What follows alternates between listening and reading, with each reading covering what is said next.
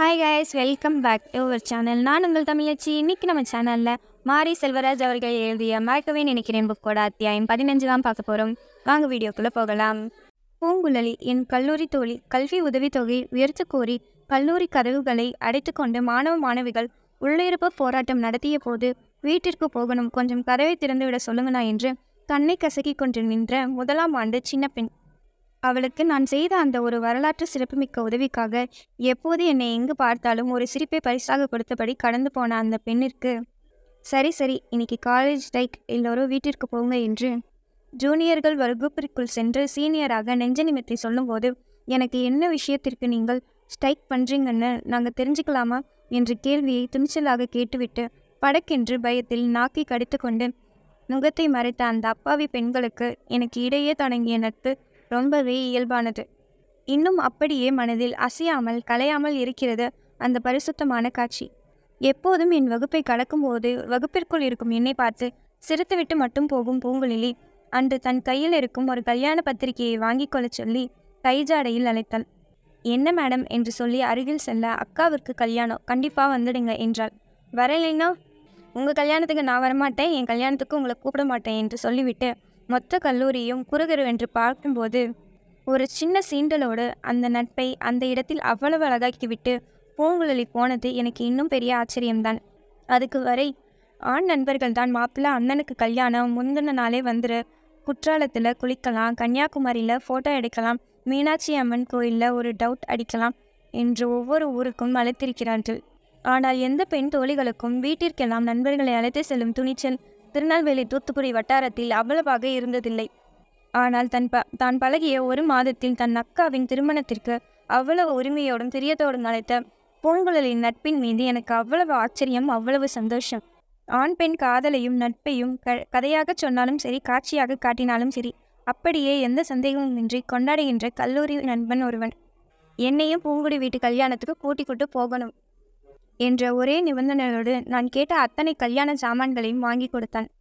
போத்தீஸில் புது pant shirt வாங்கி கொடுத்தான், புது செருப்பு வாங்கி கொடுத்தான். அப்புறம் அவனே அளந்து திறந்து கண்ணாடியிலான ஒரு இதயத்துக்கு பல வண்ணம் மீட்டிய மீன் துள்ளி குதிப்பதைப் போல ஒரு அழகான பரிசு பொருளை 600 ரூபாய்க்கு வாங்கி கொடுத்தான். கல்யாணம் தூத்துக்குடியில் என்பதால் காலையிலேயே திருநெல்வேலிக்கு கிளம்பிவிட்டோம். ஆனால் ஏதோ ஒரு சந்துக்குள் இருந்த அந்த மண்டபத்தை தேடி கண்டுபிடித்து போய் சேர்வதற்குள்ளாகவே தாலி கட்டும் சம்பிரதாயம் எல்லாம் முறிந்துவிட்டது. மணமகனும் மணமகளும் மேடையில் நின்று பரிசுகளை சந்தோஷமாக பெற்றுக்கொண்டபடி போட்டோவிற்கு போஸ் கொடுத்து கொண்டிருந்தார்கள். மண்டபத்திற்குள் எங்களுக்கும் தெரிந்தவர்கள் யாரும் இல்லை. சுற்றி சுற்றி எங்கே தேடினாலும் பூங்குழலியை மட்டும் காணவில்லை. மண்டபம் மாறி வந்துவிட்டோமோ என்ற அச்சம் உழைத்தது. முதலில் பூங்குழலியை கண்டுபிடிப்போம் என்று ஆளுக்கு ஒரு இருக்கையில் அமர்ந்து பூங்குழலியை கண்களால் தேடினோம். எங்கிருந்தோ வந்த பூங்குழலி மேடையில் அவளுடைய மணப்பெண் அக்காவிற்கு அருகில் நிற்க, அவளை பார்த்த உற்சாகத்தில் நானும் நண்பனும் ஆர்வக்கோளாறில் எங்கள் கைகளை அவளை நோக்கி அசைக்க, அதை பார்த்ததும் அவள் மட்டுமல்ல மொத்த மண்டபமும். ஆனாலும் எந்த கூச்சமும் இல்லாமல் அவளை பார்த்து நாங்கள் சிரித்தோம். எங்களை பார்த்தும் அவளும் சின்னதாக சிரித்ததாக அப்போது எங்களுக்கு ஞாபகம். அந்த நேரத்தில் எங்கிருந்து வந்தார் என்று தெரியவில்லை. ஒரு பெரியவர் 5 பேருடன் வந்து ஒரு முரட்டு மரியாதையுடன் பேச தொடங்கினார். தம்பி, நீங்க யாரு? நாங்கள் பூங்குழலியோட ஃப்ரெண்ட்ஸ், திருநெல்வேலி காலேஜ். ஓ, நீந்தான் மாரி செல்வமா? ஆமாம், நீங்கள்? நான் பூங்குழலியோட அப்பா. தொடர்ந்து பிரியத்தோடு தான் பேசினார். அதே பிரியத்தோடு எங்களை ஒரு அறைக்கு அழைத்து சென்றார். ஆள் இல்லாத அறையில் எங்களை அமர வைத்துவிட்டு, கொஞ்சம் இருங்க, இப்போது வந்துடுறேன் என்று சொல்லி கதவை வெளியே பூட்டிவிட்டு அவர் போன போதுதான் எங்களுக்கு பேரதிர்ச்சி. என்னடா அது, கல்யாண வீட்டுக்கு வந்தவங்கள ரூம்குள்ளே வச்சு பூட்டி வச்சிருக்கானுங்க என்று நாங்கள் குழம்பி கிடந்த அதே சமயத்தில் மீண்டும் அந்த ஐவரோடு வந்தார் பூங்குழலியின் அப்பா. இப்போது கதவை உட்புறமாக பூட்டிவிட்டு எங்களிடம் ஒரு போலீஸ் மேலதிகாரியின் உடல் மொழியில் பேச தொடங்கினார். யார் கூப்பிட்டா நீங்கள் எங்கள் வீட்டு கல்யாணத்துக்கு வந்திருக்கீங்க? பூங்குழலிக்கு சொல்லித்தான் சார். ஏன், என்னாச்சு சார்? அவள் கூப்பிட்டா வந்துடுறதா? நாங்கள்லாம் ஃப்ரெண்ட்ஸ் சார், அதான் வந்தோம். ஏங்க? நீங்கள் எப்படிப்பட்ட ஃப்ரெண்ட்ஸுன்னு நாங்கள் எல்லாம் விசாரித்தோம் சார். என்ன சார் சொல்கிறீங்க? தம்பி, இங்கே பாருங்க, உங்கள் கலரை பார்த்தாலே தெரியுது நீங்கள் என்ன ஜாதி, எப்படி குடும்பம்னு.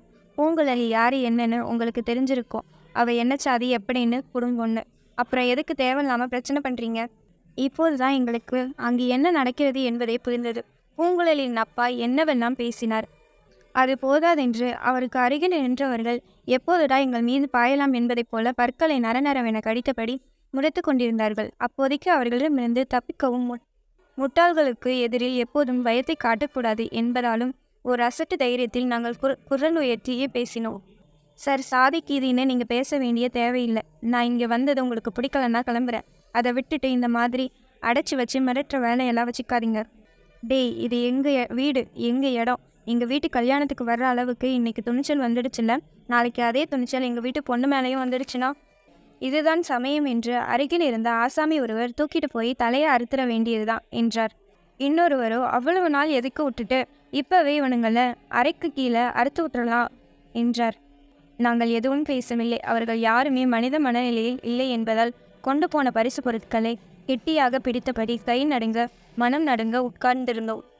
பூங்குழலியின் அப்பா மறுபடியும் அதே மிருக குரலில் பேசினார். இவனுங்க கழுத்தை அறுத்து நான் எதுக்கு அசிங்கப்படணும்? இவன்னா ஒரு ஆள் அடித்து சொல்லி கொடுத்து வளர்த்தா பயம் ஒரு பொட்டு கூட மனசில் இல்லாமல் இவனுங்க கிட்ட பேசி சிரித்து நம்மளை கேவலப்படுத்துகிற நம்ம பிள்ளைங்க கழுத்தை தான் அறுத்து கடலில் வீசணும்.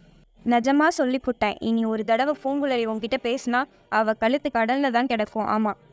அதோடு சரி. மற்ற அனைவரும் அமைதியாகிவிட்டார்கள்.